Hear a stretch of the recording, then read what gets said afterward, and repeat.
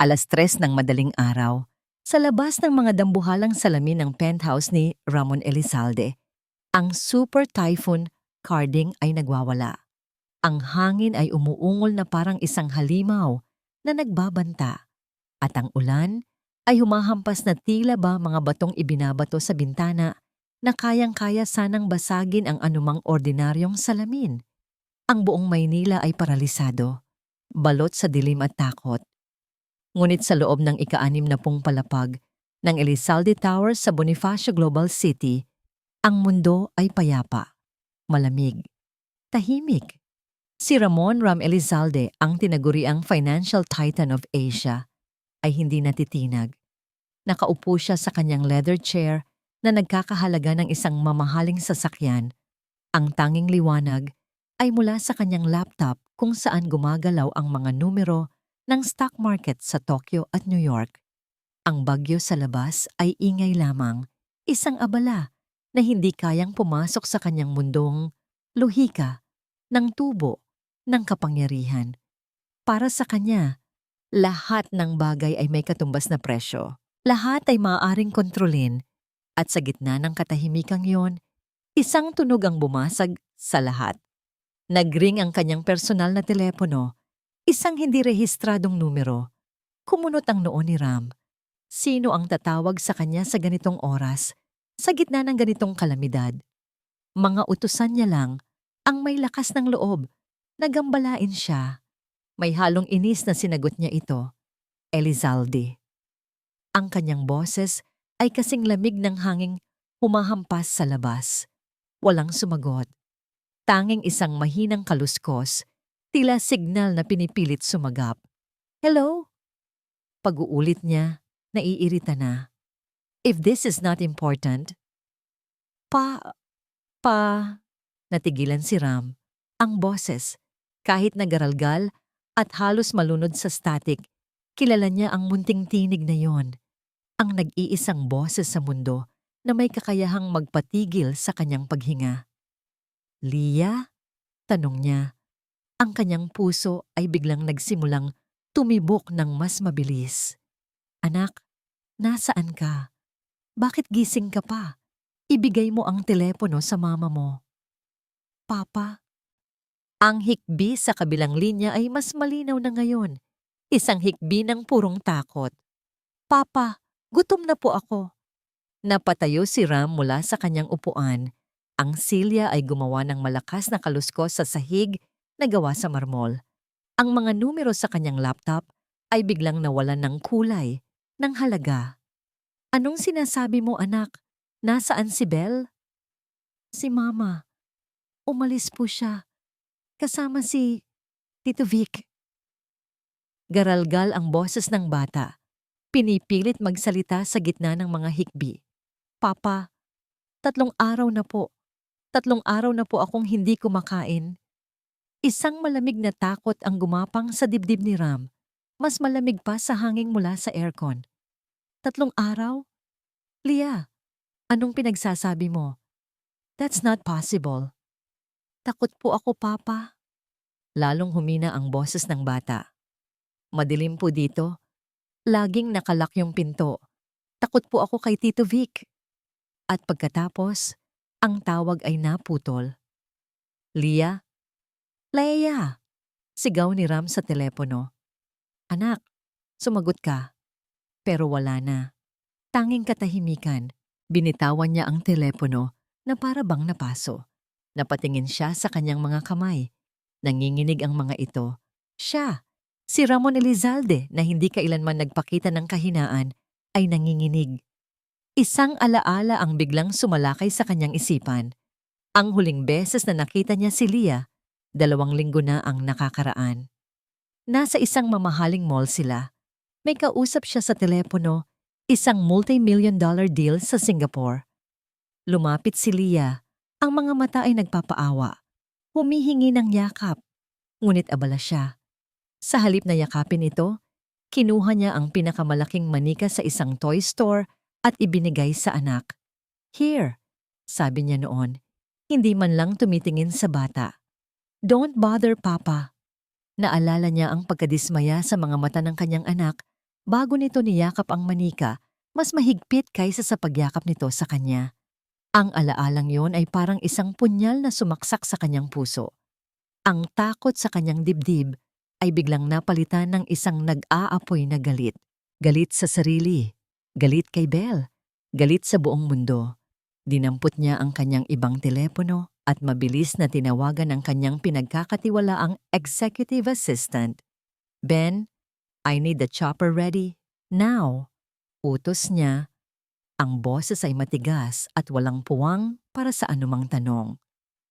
Pero Sir Ram, sagot ng aligagang assistant sa kabilang linya. Signal number 5 po ang bagyo. Grounded po lahat ng air transport. Imposible pong, I don't care! Sigaw ni Ram. Ang kanyang boses ay umalingaw-ngaw sa loob ng malawak na penthouse. Kung hindi kaya ng chopper, ihanda mo ang armored SUV. I want a route to Tagaytay cleared. Now na. Gamitin mo lahat ng koneksyon ko. The police, the military, I don't give a damn. Just do it. Sir, pero saan po kayo pupunta? Delikado po masyado. My daughter is in trouble. Putol ni Ram. Ang mga salita ay simpleng lumabas sa kanyang bibig, ngunit may bigat na katumbas ng buong Elizalde Corporation. Gawan mo ng paraan, Ben, o bukas, maghanap ka na ng bagong trabaho. Ibinaba niya ang tawag bago pa man makasagot si Ben. Lumakad siya patungo sa bintana. Pinagmasdan ang bagsik ng kalikasan na nagwawala sa syudad. Ang hangin ay sumisipol. Ang kidlat ay gumuguhit sa madilim na kalangitan.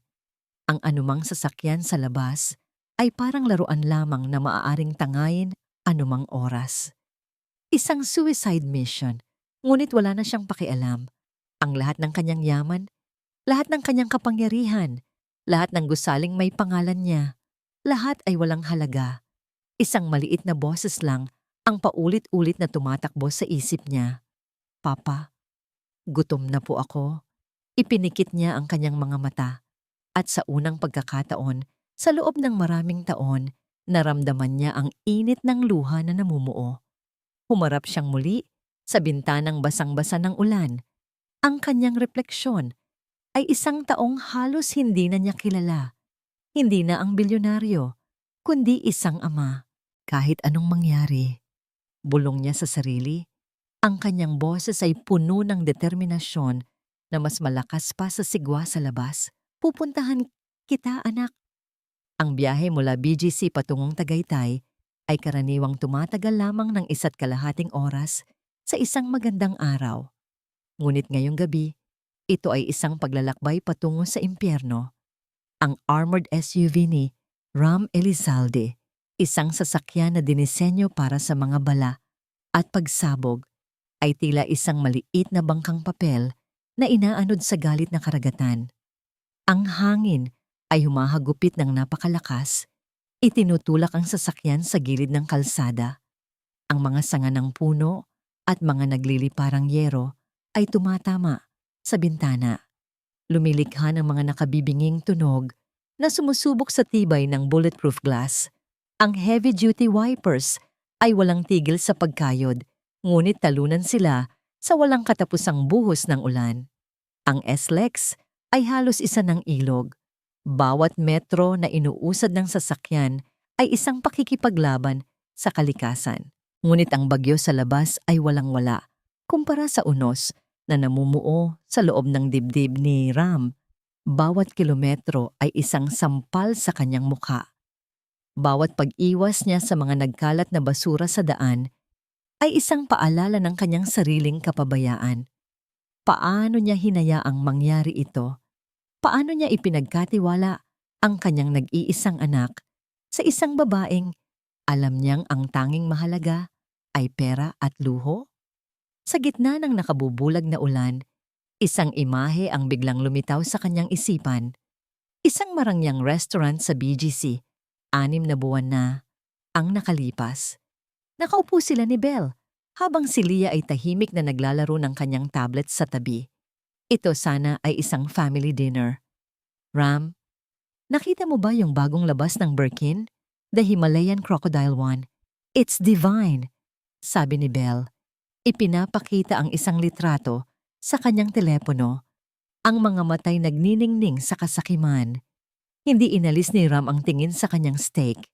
I already gave you 5 luxury bags this quarter, Belle. Your credit card bills are astronomical.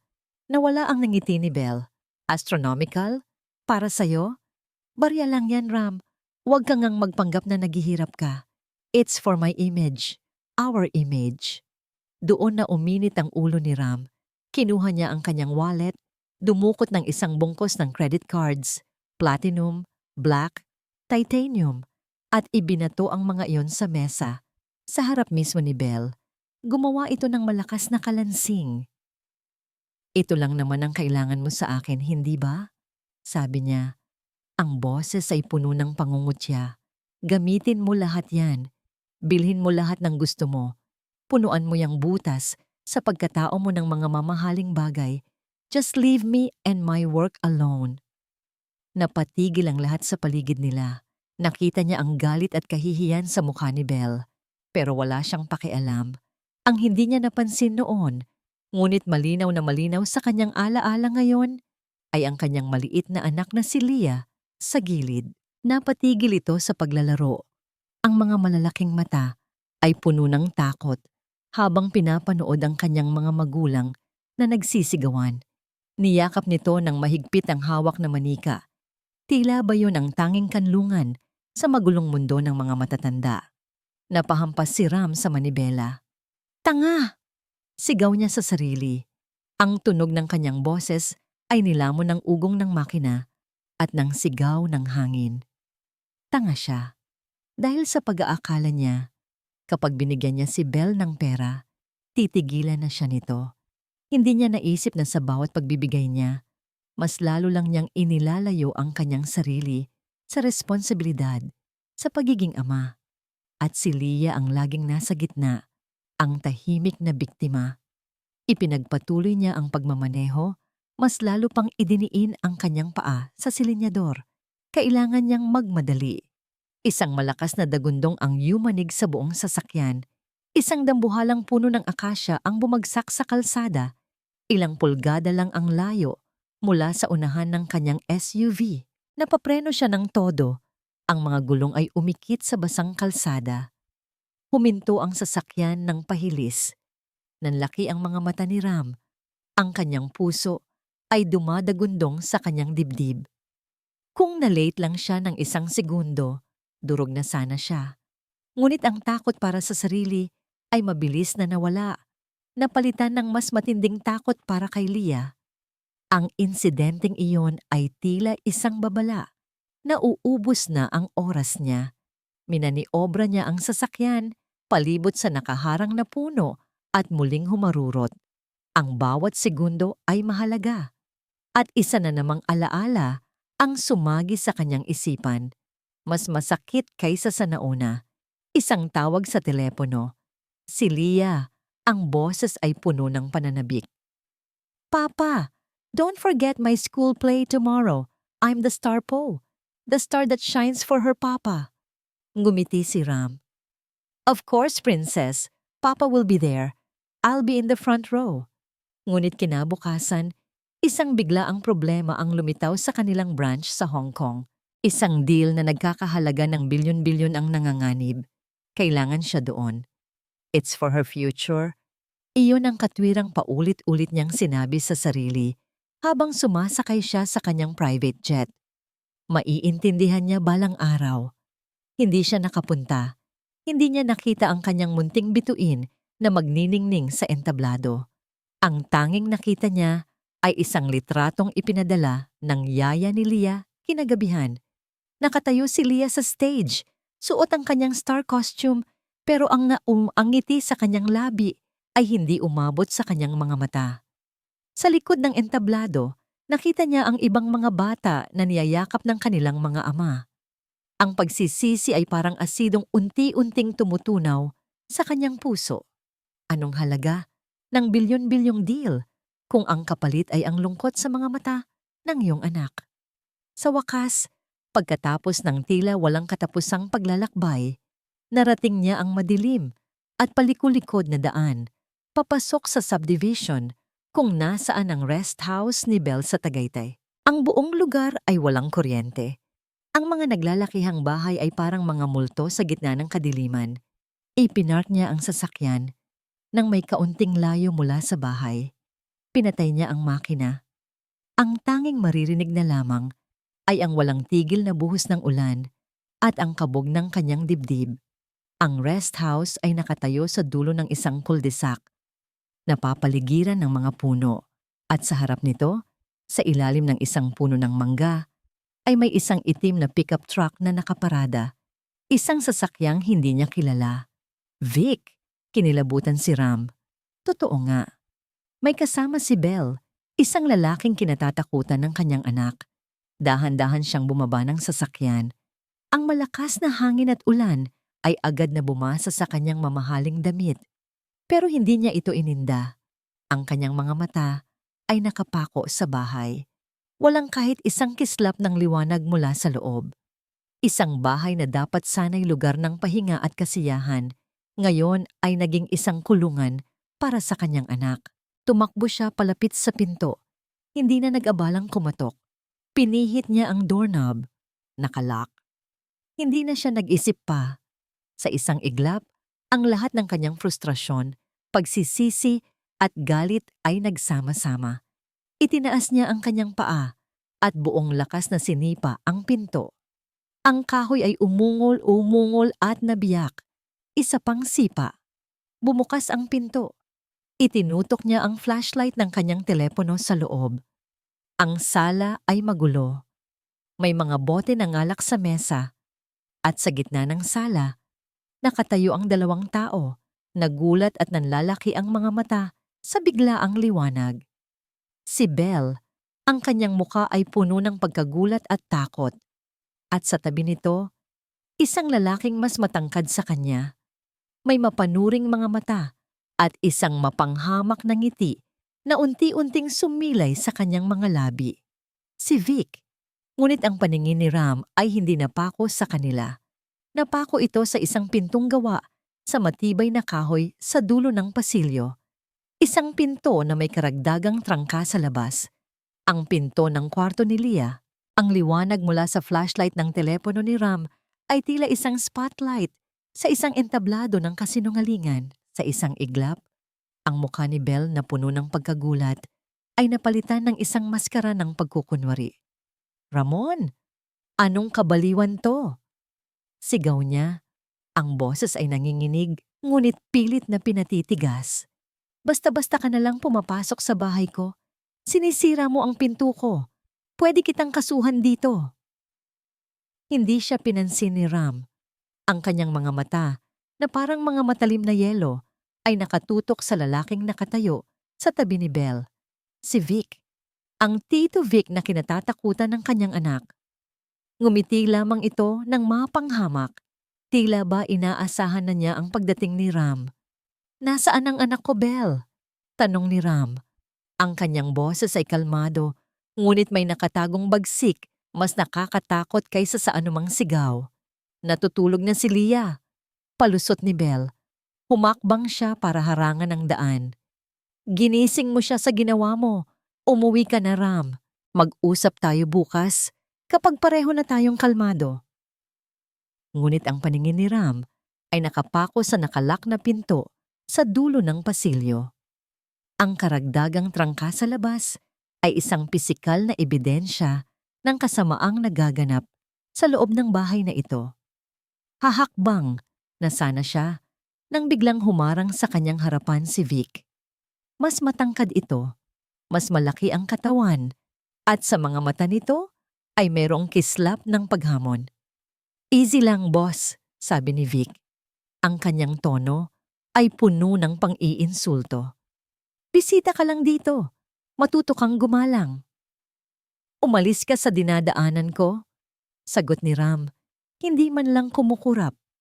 Tumawa si Vic, isang tawang walang kagalakan. "Alam mo, Elizalde, hinahangaan kita dati. Ang galing mo sa negosyo. Nakatayo ka sa tuktok ng mundo. Pero ngayon," tiningnan niya si Ram mula ulo hanggang paa na may halong pandidiri. "Ngayon ko lang nakita kung gaano kakawawa. Huminga siya ng malalim, tila ba ninanamnam ang sandali. Bigatin ka nga sa business world, pero bilang ama, basahan ka. Ang mga salitang iyon ay tumama kay Ram na parang isang malakas na suntok sa sikmura. Dahil totoo, ang bawat salita ay totoo. At sa katotohanan yon, ang natitirang kontrol ni Ram ay nawala. Hindi na siya nagsalita pa. Sa isang mabilis at malakas na kilos, itinulak niya si Vic ng buong puwersa. Hindi ito inaasahan ng lalaki.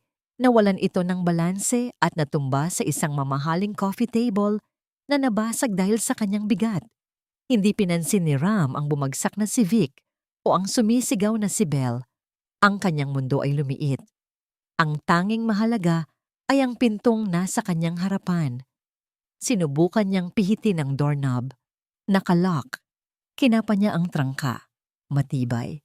Umatras siya ng isang hakbang at gamit ang lahat ng lakas na nagmumula sa kanyang galit at pagsisisi, buong puwersa niyang sinipa ang pinto, malapit sa seradura.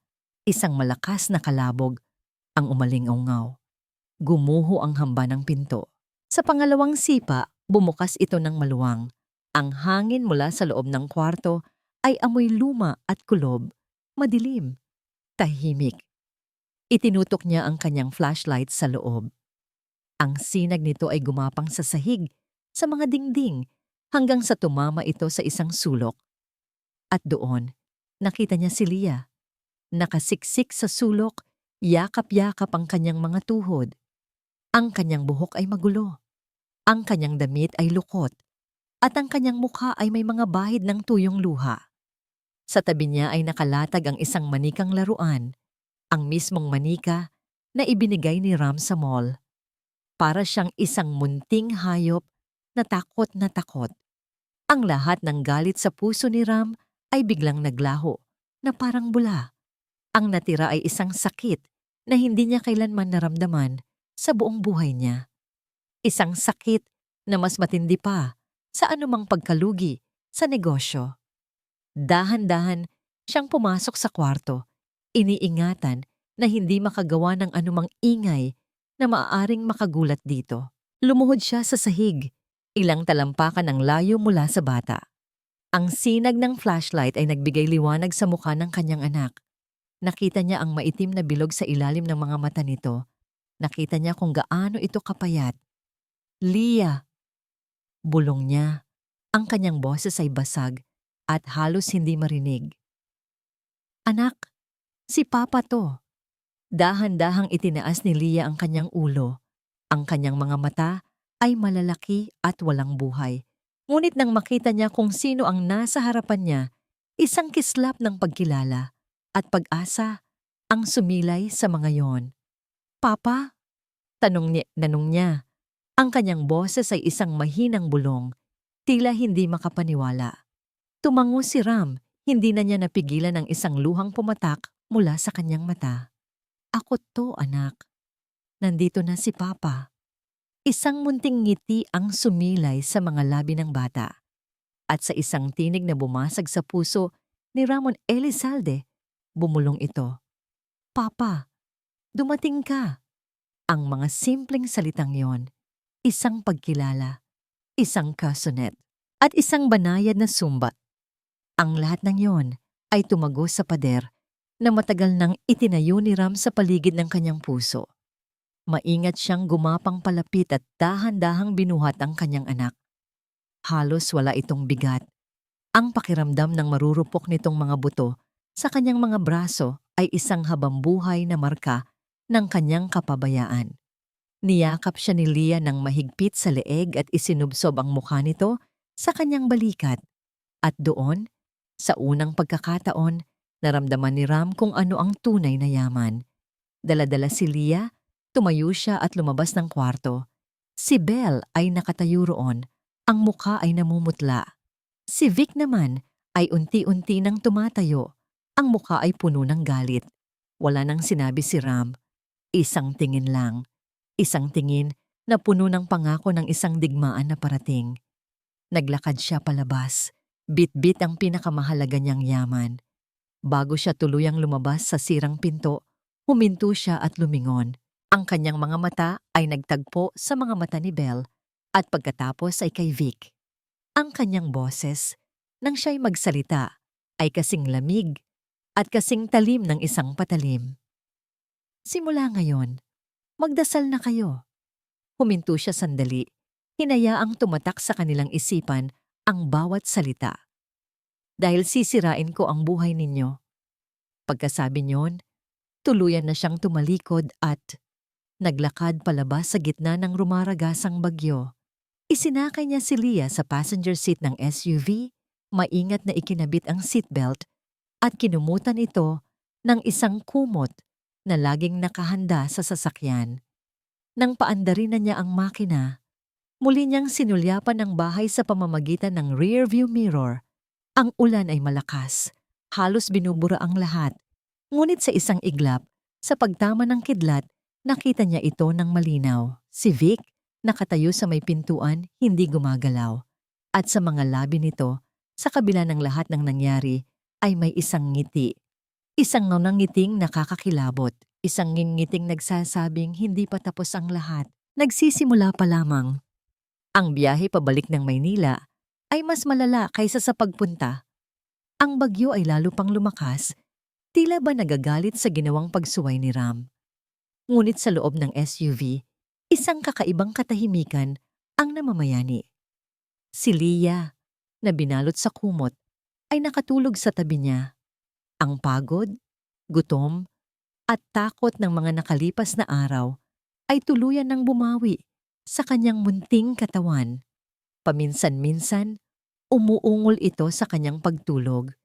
Binabanggit ang mga salitang mama at madilim. At sa bawat ungol na yon, mas lalong humihigpit ang hawak ni Ram sa manibela. Ang nakakatakot na ngiti ni Vic na nakita niya sa rearview mirror ay nakatatak sa kanyang isipan. Hindi yon nangiti ng isang taong natalo. Iyon ay ngiti ng isang taong nagsisimula pa lamang sa kanyang laro. Hindi na siya umuwi sa kanyang penthouse.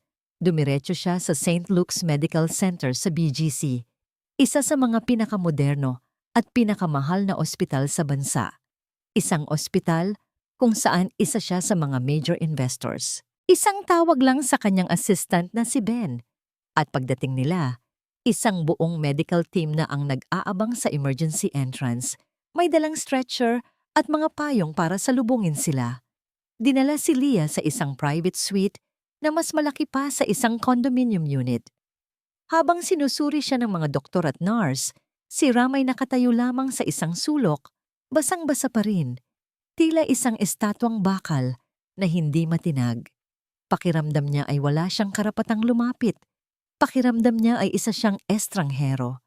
Nang matapos ang paunang pagsusuri, kinausap siya ng head pediatrician, isang matandang doktor na may mabait na mukha ngunit seryosong mga mata. Mr. Elizalde, simula ng doktor. Physically, she will be fine. We're giving her intravenous fluids to combat dehydration. Pero ang resulta ng blood test niya ay nagpapakita ng malnutrition. Hindi ito isang araw lang na hindi pagkain, Mr. Elizalde. This is prolonged nutritional neglect. Tumango lang si Ram. Ang kanyang panga ay nanatiling matigas. Bawat salita ng doktor ay isang dagdag na bigat sa kanyang dibdib. But what I'm more concerned about, pagpapatuloy ng doktor, is her psychological state. May mga palatandaan ng trauma. She's withdrawn, easily startled. She needs therapy. And more than that, huminto ang doktor at tiningnan siya ng diretso sa mga mata. She needs a safe environment. She needs her father. Ang huling mga salita ay tumama ng husto. Hindi ito isang mungkahi, isa itong utos, nang maiwan siyang mag-isa sa silid, kasama si Leah na natutulog na ngayon ng mahimbing dahil sa gamot. Dahan-dahan siyang lumapit sa kama. Umupo siya sa silyang katabi nito. Sa loob ng mahabang panahon, pinagmasdan lang niya ang kanyang anak. Pinagmasdan niya ang payapang mukha nito, ang mahahabang pilik mata, ang maliliit na kamay na nakapatong sa ibabaw ng kumot. Dahan-dahan na tila ba natatakot na baka mabali ito. Iniabot niya ang kanyang kamay. at hinawakan ang kamay ni Leah. Napakaliit nito sa palad niya. Napakarupok. At sa unang pagkakataon, naramdaman ni Ram ang tunay na kahulugan ng salitang proteksyon. Hindi ito tungkol sa mga bodyguard o armored na sasakyan. Ito ay tungkol sa pagtiyak na ang munting kamay na ito ay hindi na muling mangangatog sa takot. Ang nag-aalab na galit sa kanyang puso ay unti-unting lumamig, hindi para mawala, kundi para maging isang bagay na mas matibay, mas matalas, at mas nakamamatay. Determinasyon. Kinuha niya ang kanyang telepono at tinawagan ang pinuno ng kanyang legal department. Si Attorney De Marco ang pinakamagaling na corporate lawyer sa Pilipinas. Marco, it's Ram. I need you and your entire team at the office in 1 hour. Clear my schedule for the entire week. Cancel everything. Ram, anong nangyayari? It's 4 in the morning at kasalukuyang may super typhoon. Sagot ng naguguluhang abogado. I don't pay you millions to ask questions, malamig na sagot ni Ram. Just be there. Pagkalipas ng 1 oras, sa conference room ng Elizalde Tower na tumatakbo sa sarili nitong generator, nakaupo si Ram sa dulo ng mesa, kaharap ang 5 sa pinakamahuhusay na abogado sa bansa. Inilatag niya ang lahat, ang tawag ni Leah, ang pagpunta niya sa Tagaytay, ang kondisyon ng bata, ang lahat maliban sa nakaraan nila ni Vic. I want full and sole custody of my daughter. Pagtatapos niya, ang kanyang boses ay walang emosyon na lalo lang nagpapakita kung gaano siya kaseryoso. File the case immediately. Use everything. Belle's gambling debts, her negligence, everything.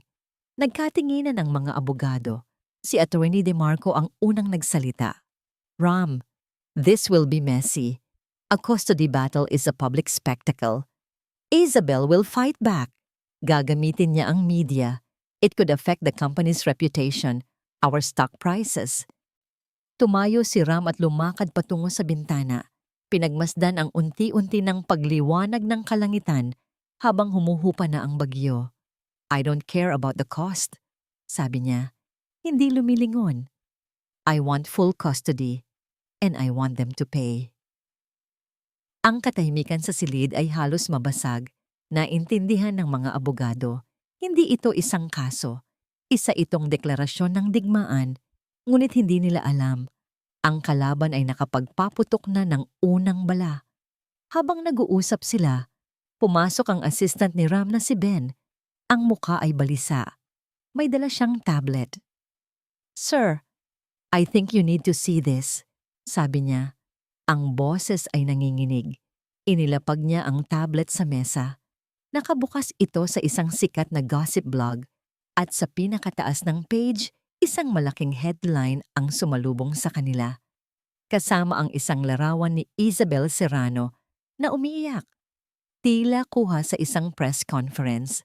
Ang headline, Isabel Serrano nagsalita na, milyonaryo ang asawa ko, pero bilang ama, wala siyang kwenta. Managing pames kahanto. Sa ilalim nito ay isang artikulo, puno ng mga kasinungalingan at half-truths.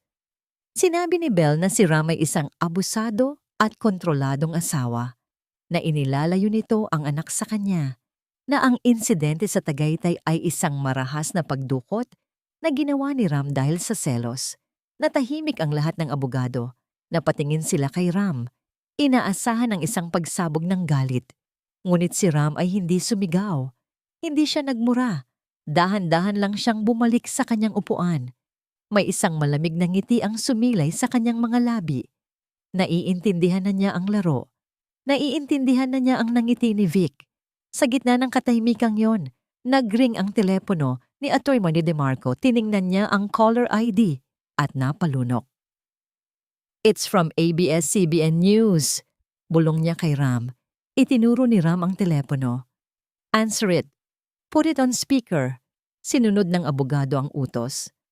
Attorney De Marco, sabi ng isang boses ng babae sa kabilang linya, isang kilalang news anchor. We are live on air. We just want to get a statement from Mr. Ramon Elizalde's camp.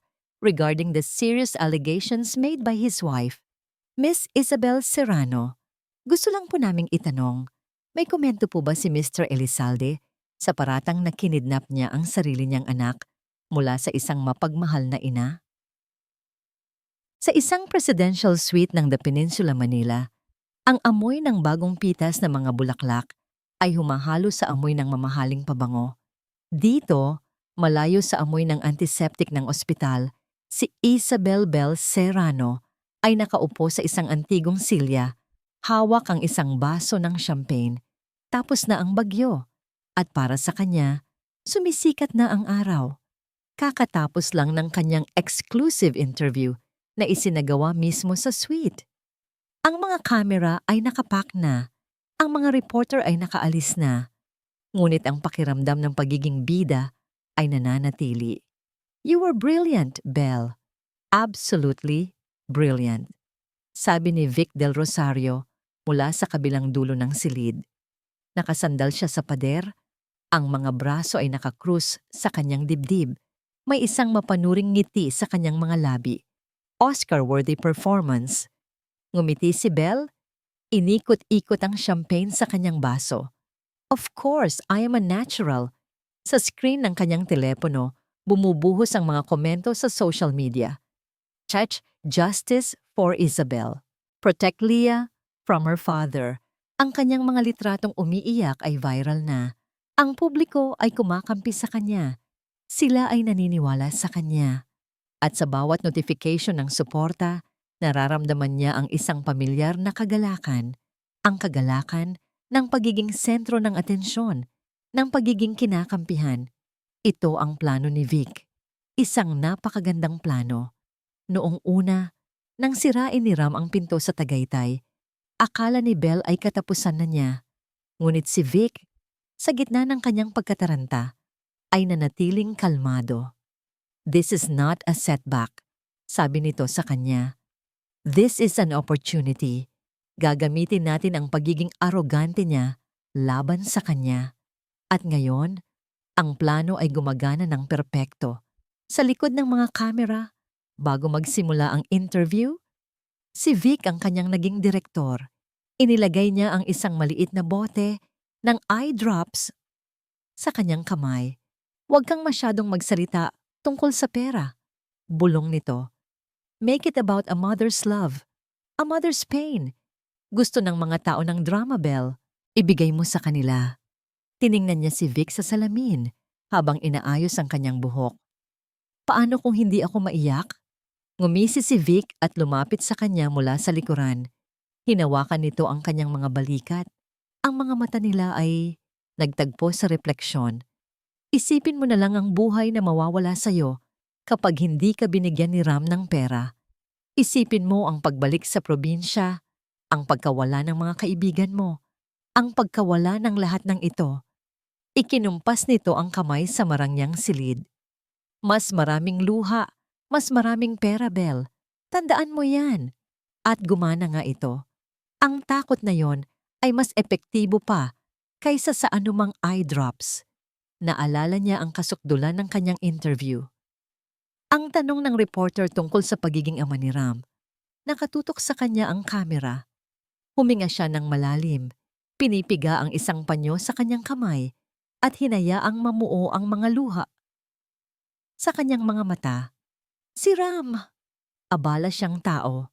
Simula niya, ang kanyang boses ay basag. Naiintindihan ko yon. Pero ang isang ama, dapat ay may oras sa kanyang anak. Noong huling birthday ni Leah, nagmakaawa ang bata na dumalo si Ram sa munting salo-salo niya. Pero hindi siya dumating. Humikbi siya at ang reporter ay tila naantig. Anong nangyari? May business meeting daw siya, sagot ni Belle. Tila ba napipilitan lang sabihin ang isang masakit na katotohanan. Kinalimutan niya ang kaarawan ng sarili niyang anak. Paano mo sasabihin sa isang 7 taong gulang na mas mahalaga ang pera kaysa sa kanya? Paano? Napakagaling niyang artista. Ang hindi niya sinabi sa kamera ay ang buong kwento. Ang totoo ay naalala ni Ram ang kaarawan ni Leah. Ang totoo ay nagplano ito ng isang pribadong party sa isang mamahaling resort. Pero nagalit si Belle. Bakit? Dahil nalaman niyang noong araw na yon ay may auction sa Hong Kong para sa isang ultra-rare na Birkin bag, ang paborito niyang pangarapin. Nag-away sila. Ipinagpilitan niyang mas mahalaga ang bag. Nang tumanggi si Ram, nagtantrum siya at kinansela ang party ni Leah para lang inisin ang asawa. Ang business meeting ni Ram ay ang pag-aayos sa gulo na siya mismo ang gumawa. Pero ang mga detalye ay hindi na mahalaga. Ang mahalaga ay ang naratibo. At sa ngayon, siya ang bida. Siya ang biktima. So what's next? Tanong niya kay Vic. Ibinababa ang kanyang telepono. Next, we wait, sabi ni Vic. Kumuha ng isang baso ng whiskey mula sa minibar. Hahayaan nating kumalat ang apoy. The public will pressure him. His board of directors will pressure him. Sa huli, tatawag din yan para makipag-areglo. At kapag tumawag siya, hihingin natin ang isang halaga na hindi niya matatanggihan para lang sa katahimikan. May kakaiba sa tono ni Vic. Isang bagay na hindi lang tungkol sa pera. May mas malalim na galit doon. Vic, pera lang naman ang habol natin, di ba? Tanong ni Belle. Biglang nakaramdam ng kaunting kaba. Isang malaking settlement tapos aalis na tayo, magpapakalayo-layo. Lumapit si Vic sa kanya. Ang mga mata nito ay nag-aapoy sa isang damdaming hindi niya lubos maintindihan. Hindi lang pera ang habol natin dito, Belle. Hinaplos nito ang kanyang pisngi. Gusto kong makita siyang lumuhod. Gusto kong maranasan niya ang kahihiyan na ipinaranas niya sa ibang tao. Gusto kong sirain siya. Doon na nagsimulang matakot si Belle. Akala niya ay pareho sila ng layunin. Ang magkamal ng pera mula kay Ram. Pero ngayon, napagtanto niya na siya ay isang kasangkapan lamang sa isang mas malaki at mas personal na digmaan. Siya ay bala sa baril ni Vic at si Ram ang target. Paano kung sa huli, pareho silang masunog? Biglang nag-vibrate ang telepono ni Belle sa mesang katabi niya. Isang text message mula sa isang hindi pamilyar na numero. Binuksan niya ito. 2 maikling pangungusap lamang. Alam ko ang ginagawa niyo. Itigil niyo yan bago mahuli ang lahat. Ang baso ng champagne sa kanyang kamay ay biglang nanlamig. Ipinakita niya ang mensahe kay Vic na wala ang ngiti sa mukha nito, napalitan ng isang madilim na ekspresyon. Sino yan? Nanginginig na tanong ni Belle. Tao ba yan ni Ram? Hindi. Mabilis na sagot ni Vic. Ngunit sa unang pagkakataon, nakita ni Belle ang isang bahid ng pag-aalala sa mga mata nito. Hindi ganito gumalaw si Elizalde. Kung may alam siya, idedemanda ka na niya agad. Iba ito. Ang kagalakan na naramdaman ni Belle kanina ay biglang naglaho, napalitan ng isang malamig na takot. Ang laro na akala niya ay kontrolado niya ay biglang nagkaroon ng isa pang manlalaro. Isang taong nasa anino, nagmamasid. At hindi niya alam kung sino ito. Ang media firestorm na pinakawalan ni Belle ay mas malakas pa sa bagyong Carding. Sa pagbubukas ng Philippine Stock Exchange kinaumagahan, ang mga numero sa tabi ng ilay, ang stock symbol ng Elizalde Corporation, ay kulay pula. Isang nagniningas, nakakainsultong pula. Bumagsak ito ng 15% sa loob lamang ng unang oras ng trading. Ang kanyang telepono ay walang tigil sa pag-ring. Mga miyembro ng board, mga nag-aalalang investor, mga kasosyo sa negosyo na humihingi ng paliwanag. Ginalugad ni Ram ang impyerno sa lupa sa loob ng sumunod na 48 oras. Nagpatawag siya ng emergency board meeting. Tiniyak sa lahat na ang sitwasyon ay under control. Kahit na sa kaloob-looban niya ay pakiramdam niya ay guguho ang lahat. Naglabas siya ng isang maikli at formal na pahayag sa publiko. Sinasabing ang lahat ay isang pribadong usapin ng pamilya na inaayos na sa tamang paraan. Ngunit sa gitna ng lahat ng kaguluhang ito, ang kanyang isipan ay wala sa Elizalde Tower. Ito ay nasa St. Luke's. Sa gabi, pagkatapos ng walang katapusang mga pagpupulong at tawag sa telepono, uuwi siya hindi sa kanyang malamig na penthouse, kundi sa tabi ng kama sa ospital. Doon, sa katahimikan ng gabi, hinuhubad niya ang kanyang maskara bilang si Ramon Elizalde, ang CEO, at sinusubukang maging si Papa. Isang gabi naabutan siya ng gutom. Nag-order sana siya mula sa isang mamahaling restaurant, ngunit nakita niya ang halos hindi nagalaw na pagkain mula sa ospital sa tabi ng kama ni Leah. Napabuntong hininga siya. Kung ayaw kumain ng kanyang anak, paano niya ito mapipilit? Bigla, may naalala siya. Isang malayong alaala mula sa kanyang pagkabata. Ang paboritong pagkain ni Leah noong mas bata pa ito, ang tanging pagkaing niluto para sa kanya ng kanyang yumaong ina, adobo. Gamit ang kanyang telepono, nag-search siya ng isang simpleng recipe ng adobo. Ipinagbilin niya ang sweet sa isang private nurse at nagmaneho papunta sa pinakamalapit na grocery. Pakiramdam niya ay isa siyang espiya sa ibang teritoryo habang itinutulak ang isang cart at hinahanap ang tuyo, suka at paminta. Sa kitchenette ng ospital na ipinareserba niya, nagsimula siyang magluto. Ang kanyang mga kamay, na sanay sa pagpirma ng mga kontratang milyon-milyon ang halaga, ay naging alanganin sa paghawak ng kutsilyo.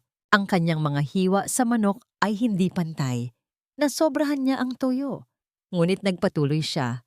Nang bumalik siya sa silid dala ang isang mangkok ng mainit na adobo at kanin, gising na si Leah, nakatingin sa kawalan. Anak, sabi ni Ram, ang kanyang boses ay alanganin. I cooked something for you. Tumingin si Leah sa pagkain, tapos sa kanya. Walang emosyon, ngunit inilapag pa rin ni Ram ang tray sa maliit na mesa sa harap nito. Kumuha siya ng isang maliit na piraso ng manok at kanin sa kutsara. Just one bite, princess, for Papa. Nag-atubili si Leah, ngunit sa huli, dahan-dahan nitong ibinuka ang bibig.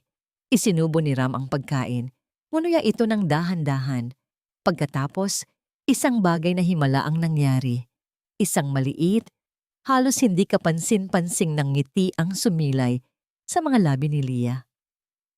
It's salty, Papa, sabi nito sa mahinang boses. But I like it. Ang simpleng pangungusap na yon ay mas matamis pakinggan para kay Ram kaysa sa tunog ng closing bell kapag mataas ang stocks. Sa sandaling iyon, naramdaman niyang may nagawa siyang tama. Ang nangiting iyon, ang maliit na tagumpay na yon, ay mas mahalaga kaysa sa lahat ng perang nawala sa kanya sa stock market. Kinagabihan, habang mahimbing na natutulog si Leah, nanatili si Ram sa kanyang tabi. Binabasa ang mga email ng kumpanya sa kanyang telepono. Biglang nagsimulang magsalita si Leah sa kanyang pagtulog. Nagsimula itong umiling-iling. Ang kanyang paghinga ay bumilis. Isang panaginip. Isang masamang panaginip. No. Wag po. Ungol nito. Agad na ibinaba ni Ram ang kanyang telepono. Hinawakan niya ang kamay nito. Shh, anak. Papa's here. You're safe. Ngunit nagpatuloy si Leah. Ang mga salita ay mas malinaw na ngayon, kahit napabulong. Del Rosario. Wag po. Natigilan si Ram. Ang kanyang kamay ay nanigas habang hawak ang kamay ni Leah. Del Rosario. Ang pangalan ay umalingaw-ngaw sa kanyang isipan. Pamilyar. Napakapamilyar. Saan niya narinig ang pangalang iyon? Hindi ito pangalan ng isang kaibigan. Hindi rin sa isang kasosyo sa negosyo. Ito ay isang pangalan mula sa nakaraan. Isang anino.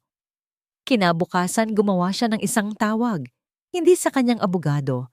Hindi sa kanyang stockbroker. Tumawag siya sa isang pribadong investigador.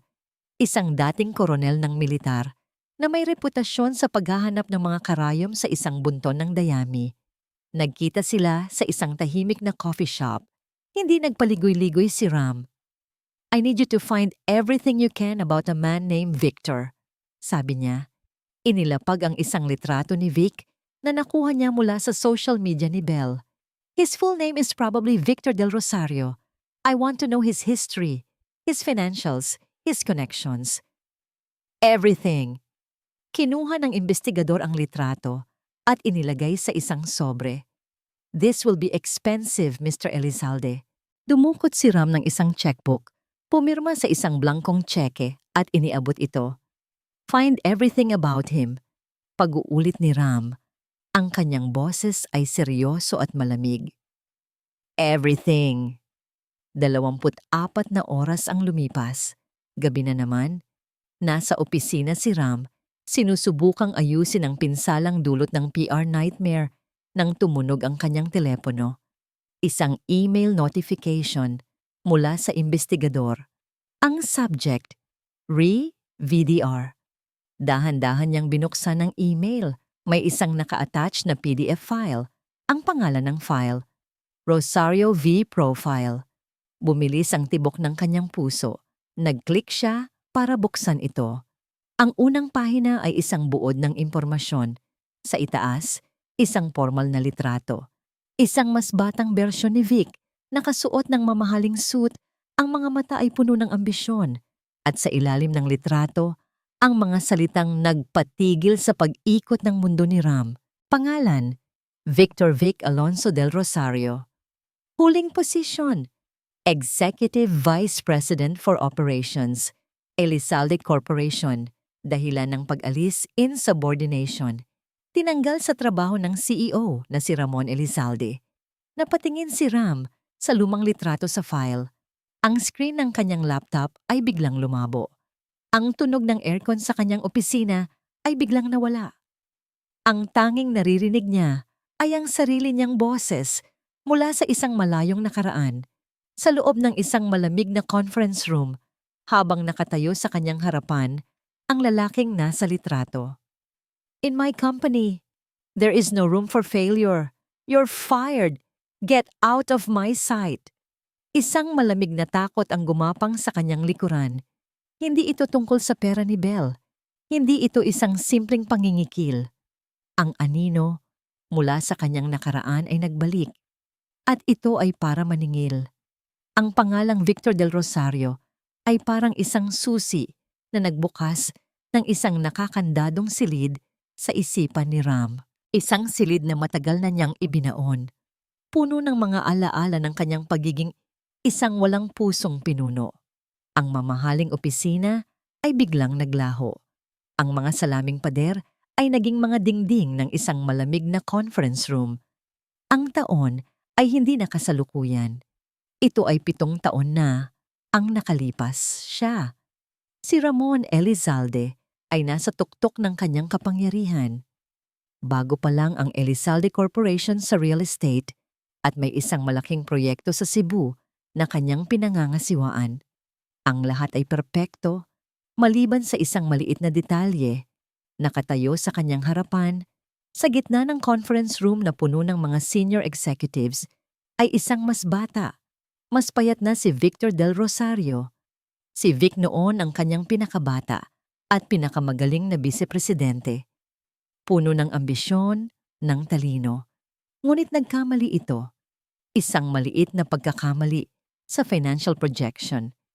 Isang pagkakamali na nagkakahalaga lamang ng ilang milyong piso sa isang proyektong bilyon-bilyon ang halaga. Madaling itama.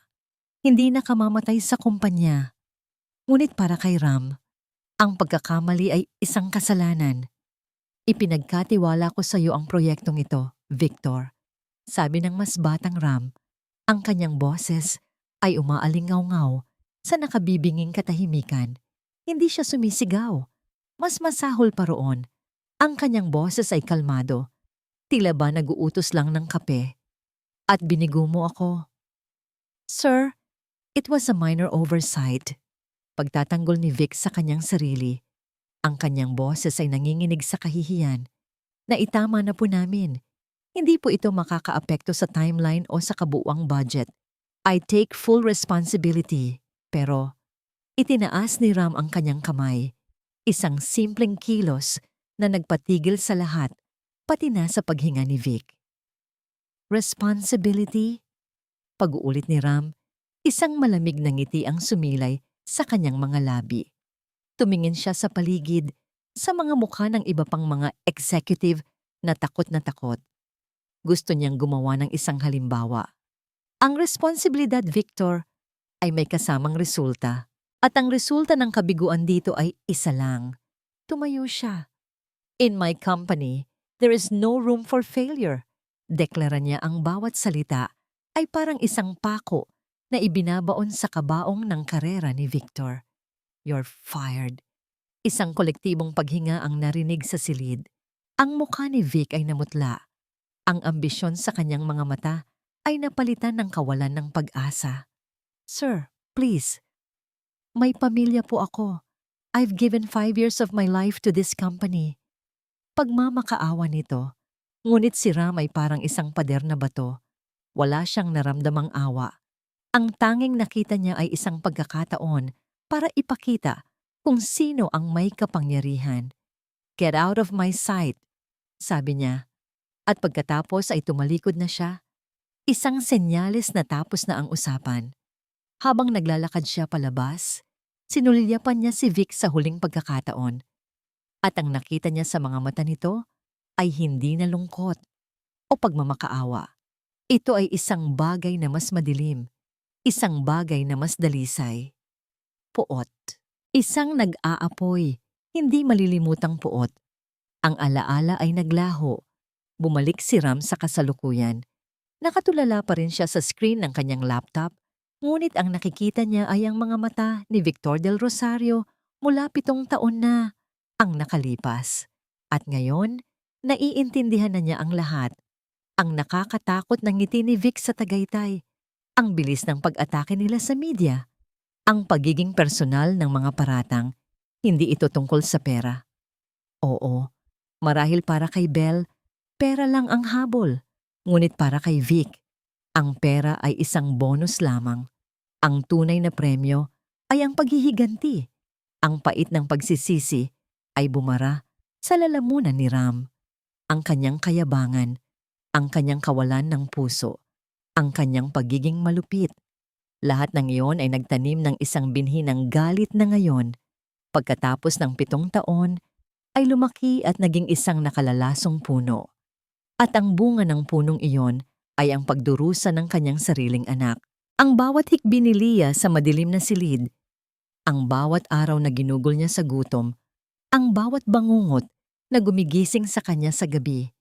Lahat ng iyon ay direktang resulta ng ginawa niya 7 taon na ang nakalipas. Hindi lang niya pinabayaan ang kanyang anak. Siya ang lumikha sa halimaw na ngayon ay nananakot dito. Ang bigat ng katotohanan iyon ay halos magpaguhos sa kanya. Habang siya ay nakalubog sa kanyang pagsisisi, may kumatok sa pinto ng kanyang opisina. Pumasok ang kanyang sekretarya. May dalang isang maliit na brown package. Sir, this was just delivered by a courier. Walang return address. Sabi nito. Kinuha ni Ram ang pakete. Magaan ito. Walang anumang palatandaan kung kanino galing. Nang buksan niya ito, isang bagay lang ang laman. Isang itim na USB flash drive. Isang masamang kutob ang kumalat sa kanyang dibdib. Isinaksak niya ito sa kanyang laptop. May isang folder lang sa loob. Ang pangalan, para sa'yo. Binuksan niya ang folder. Ang laman ay mga dokumento. Mga scan ng mga internal na papeles ng Elizalde Corporation, mga financial projections, mga report ng auditing, mga email. Ngunit habang tinitingnan niya ang mga ito, napansin niyang may mali. Ang mga numero ay binago. Ang mga pangungusap sa email ay pinutol at pinagdikit-dikit para magkaroon ng ibang kahulugan. Ang mga financial forecast ay pinalabas na tila pandaraya sa mga investor. Ang mga dokumento ay pinaghalong katotohanan at kasinungalingan, ang pinakamapanganib na uri ng sandata. Kung lalabas ito, magdudulot ito ng isang imbestigasyon na sisira sa tiwala ng publiko sa kanyang kumpanya. At sa ilalim ng lahat ng files, may isang text document. Ang pangalan, basahin mo. Binuksan niya ito. Isang pangungusap lang ang nakasulat. Bawiin mo ang kaso O panoorin mong gumuho ang lahat ng pinaghirapan mo? Walang pirma? Ngunit hindi na niya kailangan pa. Alam niya kung kanino ito galing. Napahawak si Ram sa kanyang mesa.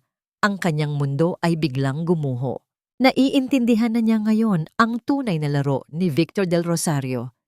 Hindi ito simpleng paghihiganti. Isa itong pagbitag. Kung ipagpapatuloy niya ang kaso para makuha si Leah, ilalabas ni Vic ang mga dokumento at sisirain ng Elizalde Corporation, ang imperyong binuo niya sa buong buhay niya. Kung aatras siya sa kaso, mananatili si Leah sa poder ni Belle. At ni Vic, inilagay siya ni Vic sa isang sitwasyon kung saan kailangan niyang mamili. Ang kanyang kumpanya o ang kanyang anak. Alam ni Vic na pareho itong mahalaga sa kanya. At alinman ang kanyang piliin, talo siya. Ang USB ay nakasalampak sa gitna ng malaking mahogany table, tila isang maliit na itim na bomba na naghihintay lang ng tamang oras para sumabog. Ang conference room ng Elizalde Tower ay puno ng mga taong binabayaran ni Ram para lutasin ang mga problema. Naroon si Attorney DeMarco at ang kanyang legal team. Naroon din ang kanyang Chief Financial Officer at ang pinuno ng kanilang PR department. Lahat sila ay nakatingin sa mga pekeng dokumento na nakadisplay sa malaking screen. Lahat sila ay may iisang ekspresyon sa kanilang mga muka. Malalim na pag-aalala. Ang gumawa nito ay hindi basta-basta. Unang nagsalita si Attorney DeMarco, binabasag ang mabigat na katahimikan. May access siya sa mga internal files natin. At matalino siya. Hinaluan niya ng katotohanan ang kasinungalingan. Kung lalabas ito, aabutin tayo ng maraming taon sa korte para lang linisin ang pangalan ng kumpanya kahit na manalo pa tayo. Taon?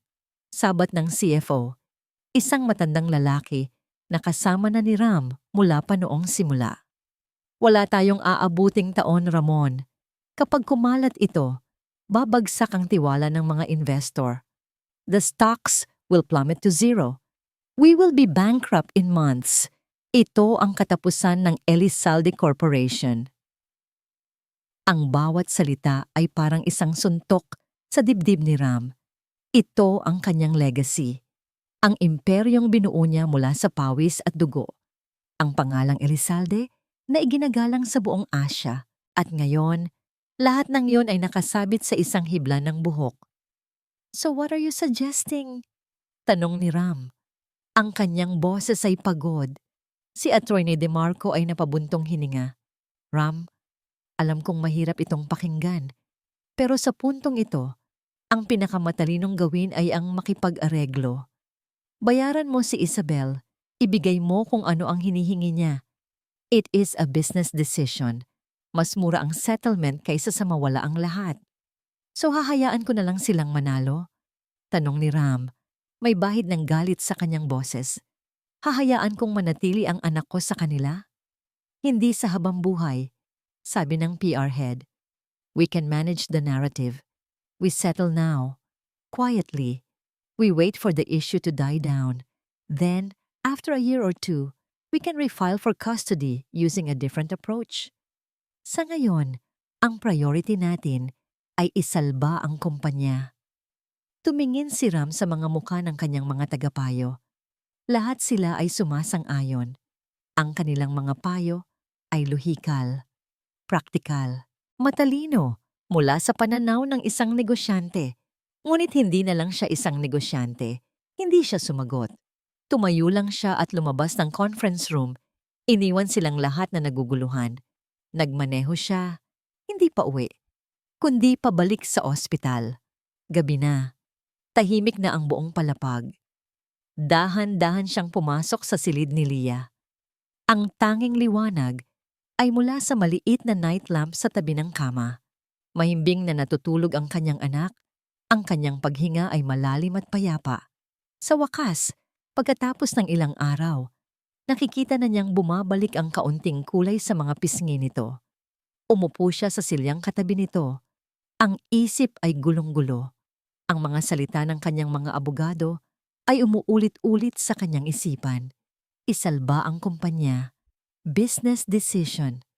Pagkatapos ay napadako ang kanyang tingin sa maliit na mesang katabi ng kama. May isang coloring book doon na ibinili niya para kay Leah. Nakabukas ito sa isang pahina. Kinuha niya ito. Isang simpleng drawing gawa sa Crayola. Dalawang stick figures na may malalaking ulo at maliliit na katawan. Ang isa ay matangkad, ang isa ay maliit. Magkahawak ang kanilang mga kamay. Sa itaas nila, isang malaking dilaw na araw na may ngiti. At sa ilalim, sa sulat ng isang bata, ay nakasulat, Papa and Leah. Pinagmasdan ni Ram ang simple at walang muwang na larawan. Ito ang mundo ng kanyang anak. Isang mundong simple kung saan sapat na ang magkahawak kamay sila ng kanyang papa sa ilalim ng araw. At ano ang ginagawa niya? Pinag-iisipan niyang isakripisyo ang hustisya para sa batang ito para lang isalba ang isang kumpanyang gawa sa bakal at salamin. Biglang, parang isang malakas na kulog, bumalik sa kanyang alaala ang mga salita ni Vic sa Tagaytay. Ang mga salitang tumusok sa kanyang pagkatao. Bilang ama, basahan ka. Basahan ka. Isang basahan. Walang kwenta. Napapikit siya ng mariin. Kung susundin niya ang payo ng kanyang mga abogado, kung pipiliin niya ang Elizalde Corporation kaysa sa kapakanan at hustisya para kay Leah, tama si Vic. Tama siya. Isa nga siyang basahan. Isang amang mas pinahahalagahan ang stock market kaysa sa ngiti ng kanyang anak. Isang amang handang ipagpalit ang kaligtasan nito para sa isang gusali na may pangalan niya. Ang katotohanan yon ay mas masakit kaysa sa anumang pagkalugi. Ang pagbagsak ng kanyang kumpanya ay hindi ang katapusan ng mundo. Ngunit ang pagbagsak ng tingin ng kanyang anak sa kanya, iyon ang tunay na impyerno. Sa sandaling iyon, sa tahimik na silid ng ospital, sa tabi ng kanyang natutulog na anak, ang lahat ay naging malinaw. Ang laban na ito ay hindi na tungkol sa pera o paghihiganti. Ito ay tungkol sa pagtubos.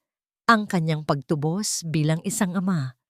Dinukot niya ang kanyang telepono. Binuksan niya ang kanyang contacts.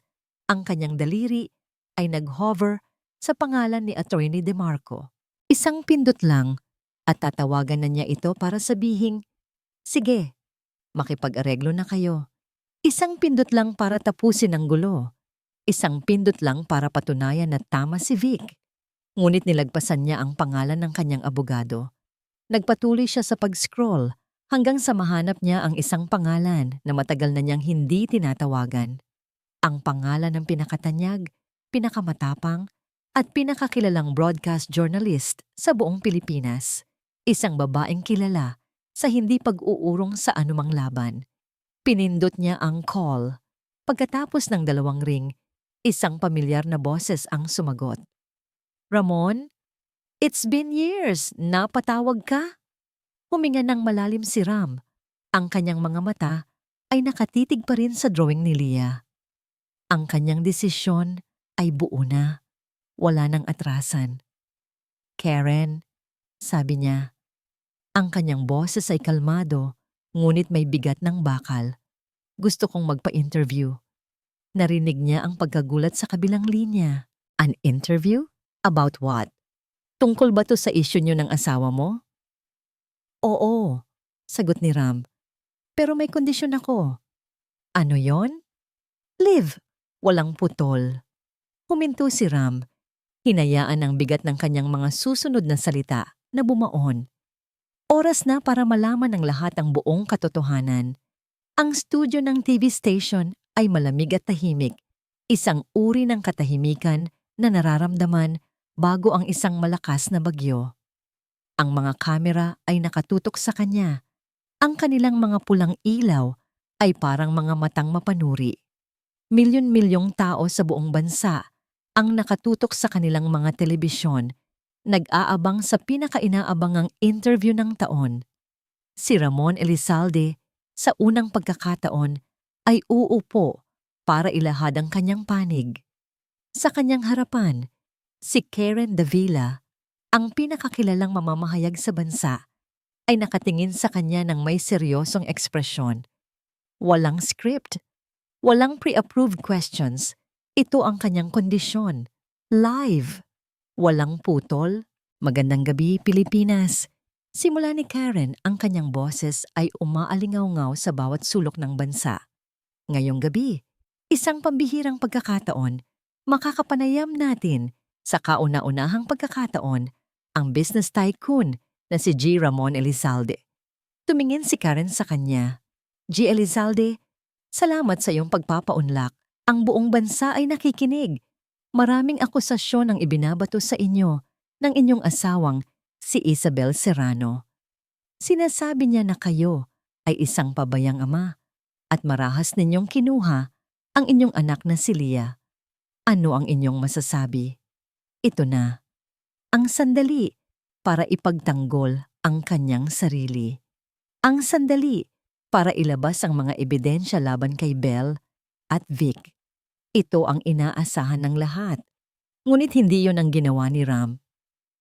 Huminga siya ng malalim. Tiningnan ng kamera na tila ba kinakausap niya ang bawat isang manunood. At sinabi ang mga salitang hindi inaasahan ng sinuman. Magandang gabi, Karen. Simula niya, ang kanyang boses ay kalmado at malinaw. Bago ko sagutin ang mga paratang na yan, at bago ko ipagtanggol ang sarili ko, gusto ko munang aminin ang mga kasalanan ko. Natahimik ang buong studio, maging si Karen ay tila nagulat.